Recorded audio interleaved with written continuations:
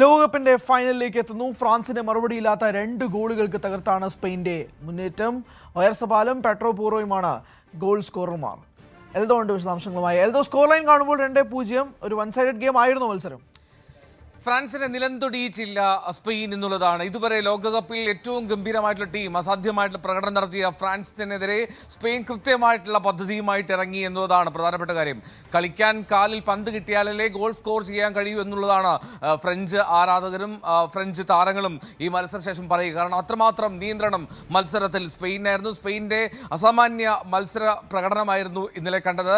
ഈ ലോകകപ്പിൽ എംബാപ്പയും സംഘവും നടത്തിയ ഒരു പടയോട്ടം, ആ പടയോട്ടത്തിന് വിരാമം ഇടുകയായിരുന്നു. കാളക്കൂറ്റന്മാരുടെ കരുത്തുമായെത്തുന്ന സ്പെയിൻ, നമുക്കറിയാം കാളപ്പോരുകാരുടെ നാടാണ് സ്പെയിൻ. ആ സ്പെയിൻ അതേ കരുത്ത് കാട്ടി ഫ്രാൻസിന് മുന്നിൽ എന്നതാണ്.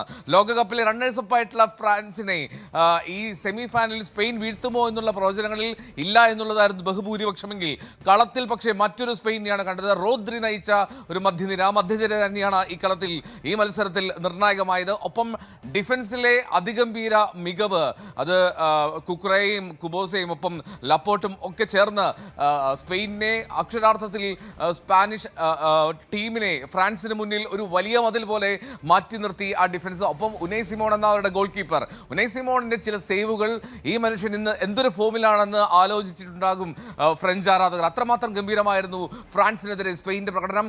ഏത് കോണിൽ നിന്ന് നോക്കിയാലും, അത് ഏത് ആംഗിളിൽ നോക്കിയാലും സ്പെയിൻ്റെ പ്രകടനം ശ്രദ്ധേയമാണ്. ഇനി ആദ്യത്തെ ഗോൾ വരുന്നത് അത് 22ാമത്തെ മിനിറ്റിലാണ്. ഒയർസബാലാണ് പെനാൾട്ടിയിലൂടെ ഗോൾ നേടുന്നത്. ആ ഗോളിനുള്ള വഴി തുറന്നത് ലമീൻ യമാലാണ്. ലമീൻ യമാൽ പന്ത് ബോക്സിനുള്ളിലേക്ക് ഓടിയെത്തുന്നു. പക്ഷേ അത് ശരിക്കും ഒരു ഗോളാണോ, അത് പെനാൾട്ടി നൽകേണ്ട സാഹചര്യമുണ്ടോ എന്നുള്ള ചർച്ചകളായിരിക്കും വരും. പക്ഷേ ഇനിയുള്ള സമയങ്ങളിൽ സജീവമാകുക. കാരണം പെനാൾട്ടി ബോക്സിലേക്ക് ഓടിയെത്തുന്ന യമാലിനെ ഡീനെ ഫൗൾ വീഴ്ത്തുന്നു എന്നുള്ളതാണ്. ഒപ്പം തന്നെ ഒരു ഹാൻഡ് ബോൾ അപ്പീലും അവിടെ ഉണ്ട്. എങ്കിൽ പോലും അവിടെ പെനാൾട്ടി നൽകുകയാണ് അവിടെ സ്പോട്ടിൽ തന്നെ റഫറി. അതിൽ വലിയ തോതിൽ പ്രതിഷേധം അറിയിച്ചു ഫ്രാൻസ്. പക്ഷേ അതിലൊന്നും ഫലമുണ്ടായില്ല. ഫ്രാൻസിൻ്റെ നെഞ്ചിൽ തീ കത്തിക്കും വിധത്തിൽ 22ാം മിനിറ്റിലാണ് ഒയർസബാൽ വളരെ കൂൾ ആൻഡ് കാമായിട്ട് ആ പെനാൾട്ടി ബോക്സിലേക്ക് കയറ്റിയത്. രണ്ടാം പകുതിയിൽ പെഡ്രോ പോറോയിലൂടെയാണ് സ്പെയിൻ ലീഡ് 2-0 ആക്കുന്നത്. ഏതെങ്കിലും തരത്തിൽ മത്സരത്തിലേക്ക് മടങ്ങിയെത്താനുള്ള ആഗ്രഹങ്ങൾ, ശ്രമങ്ങൾ അത് നിലനിൽക്കുകയാണ് ഫ്രാൻസിൻ്റെ ആദി അത് ഇരട്ടിയാക്കിക്കൊണ്ട് പെഡ്രോ പോറോയുടെ ആ ഗോൾ സ്കോർ വരുന്നത്. ഒരിക്കൽ പോലും ഗോൾ നേടിയാലും പിന്നീടും അത് വിട്ടുകൊടുക്കാതെ അല്ലെങ്കിൽ ഡിഫൻസിലേക്ക് പോകാതെ ആ മത്സരത്തിൻ്റെ ടെമ്പോ അത് സ്പെയിൻ നിലനിർത്തി എന്നുള്ളതാണ് ഇതിൽ ഏറ്റവും പ്രധാനപ്പെട്ട കാര്യം. അത്രമാത്രം ഗംഭീരമായിരുന്നു സ്പെയിൻ്റെ ഇന്നലത്തെ മത്സരത്തിലുള്ള നിയന്ത്രണം.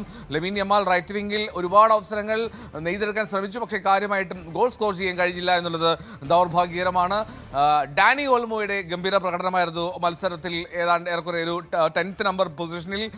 മറുവശത്ത് ഫ്രാൻസ് ആവട്ടെ, എംബാപ്പെ, ഡെംബലയും ഒലീസെ, ഈ 3 പേരിൽ ഈ ത്രയത്തിൽ വിശ്വാസമർപ്പിച്ചാണ് ഫ്രഞ്ച് ആരാധകർ ഈ കളി കാണാനെത്തിയത്. പക്ഷേ എവിടെ ഡെംബലെ, എവിടെ എംബാപ്പെ എന്ന് ചോദിക്കുന്ന സാഹചര്യം ഉണ്ടായിരുന്നു. അത്രമാത്രം മോശം തരത്തിലാണ് ഇരുവർക്കും പന്ത് കിട്ടിയത് തന്നെ. അവർക്ക് ഒരു മുന്നേറ്റമോ കാര്യമായിട്ടുള്ളൊരു പ്രകടനമോ നടത്താൻ കഴിയില്ല. മുന്നേറാൻ ശ്രമിച്ചപ്പോഴൊക്കെ അത് സ്പാനിഷ് ഡിഫൻസിൽ അല്ലെങ്കിൽ ഗോൾ കീപ്പർ ഉനൈ സിമണിൽ തട്ടി അകലുന്ന കാഴ്ച. അങ്ങനെ മനോഹരമായിട്ടുള്ളൊരു പോരാട്ടത്തിന് ഒടുവിൽ ഫ്രാൻസ് 2-0 തോൽവി വഴങ്ങി. 2010 നമുക്കറിയാം ദക്ഷിണാഫ്രിക്ക ലോകകപ്പിൽ സ്പെയിൻ അന്ന് ഫൈനലിലെത്തി. അന്ന് കിരീടവുമായിട്ടാണ് അവർ മടങ്ങിയത്. ആ കിരീട നേട്ടത്തിൻ്റെ ഒരു ഓർമ്മകളായിരിക്കും സ്പെയിൻ ഇനിയുള്ള ദിവസങ്ങളിൽ നിൽക്കുക. ഞായറാഴ്ച അർജന്റീന ഇംഗ്ലണ്ട് സെമി ഫൈനലിസ്റ്റുകളിൽ ജേതാക്കളെ നേരിടുമ്പോൾ ഒരേ ഒരു ലോകകപ്പ് ഫൈനൽ കളിച്ചു, അതിൽ കിരീടവും അടങ്ങിയ സ്പെയിൻ്റെ നേട്ടം, അത് തോൽവിയില്ലാത്ത ഫൈനൽ എന്നുള്ള റെക്കോർഡിലേക്ക് സ്പെയിൻ എത്തുമോ എന്ന് കാത്തിരിക്കാമെന്നാണെങ്കിലും ഈ സ്പാനിഷ് ടീം യൂറോപ്പ് ചാമ്പ്യന്മാരാണ്, യൂറോപ്പിലെ ഭീമന്മാരാണ്. യൂറോ കപ്പിൽ സ്പെയിൻ ഫ്രാൻസിനെ തോൽപ്പിച്ചതാണ്, നേഷൻസ് ലീഗിൽ തോൽപ്പിച്ചതാണ്. പക്ഷേ ഈ സെമി ഫൈനൽ എത്തിയപ്പോൾ ഒരു തരത്തിലും ഒരു പ്രവചനങ്ങളിലും സ്പെയിൻ ഉണ്ടായിരുന്നില്ല. നിശ്ചിത സമയത്ത് തന്നെ കളി പൂട്ടിക്കെട്ടി എക്സ്ട്രാ ടൈമിലേക്ക് പോകാതെ തന്നെ വളരെ കൃത്യമായി ക്ലിനിക്കലായി തന്നെ ഫിനിഷ് ചെയ്തു സ്പാനിഷ് ടീം. ഹരി, അതാണ് സാഹചര്യം. എന്തായാലും ഞാൻ ഏകദേശം ആ പെനാൾട്ടി കഴിഞ്ഞപ്പോഴേക്കും TV ഓഫ് ചെയ്ത് വെച്ചതാണ്. കാരണം യമാലിനെ ഫൗൾ ചെയ്ത് വീഴ്ത്തുന്ന കാഴ്ച VAR പോകുമെന്ന് കരുതിയതാണ്. പക്ഷേ അങ്ങനെയൊന്നും ഉണ്ടായില്ല. യമാലിനെ ഫൗൾ ചെയ്ത് വീഴ്ത്തുന്നു, സ്പെയിന് പെനാൾട്ടി കിട്ടുന്നു, ഒയർസബാൽ അത് പെനാൾട്ടി കൺവേർട്ട് ചെയ്യുന്നു. 1-0 കൺവേർട്ട് ചെയ്തതോടുകൂടി മത്സരം ഏകദേശം 20ാം മിനിറ്റിലേ ആയുള്ളൂ. പക്ഷേ ഫ്രാൻസിൻ്റെ ഒരു മികച്ച പോരാട്ടമൊക്കെ ഉണ്ടാവുമെന്നാണ് മനസ്സിൽ കൂട്ടിയത്. പക്ഷേ അങ്ങനെ ഉണ്ടായില്ല. 2-0 സ്പെയിൻ്റെ ആധികാരിക ജയത്തോടുകൂടി 2010 ശേഷം 2026 ലോകകപ്പ് ഫൈനലിലേക്ക് സ്പെയിൻ പ്രവേശിക്കുകയാണ്. യൂറോ ജേതാക്കന്മാരെന്നോ നമ്മൾ യൂറോയിലെ വമ്പന്മാരെന്നൊക്കെ തന്നെ വിളിക്കാം. അങ്ങനെ ഒരു സ്പെയിനിൻ്റെ എതിരാളികൾ ആരെന്ന് ഇന്ന് അർദ്ധരാത്രി അറിയാം. ഏറ്റവും ഫാൻ ഫോളോയിങ് ഉള്ള അർജന്റീനയും നേരെ മറിച്ച് ഇറ്റ്സ് കമ്മിങ് ഹോം എന്ന് ഇംഗ്ലണ്ട് ആരാധകർ വർഷങ്ങളായി പറയുകയാണ്.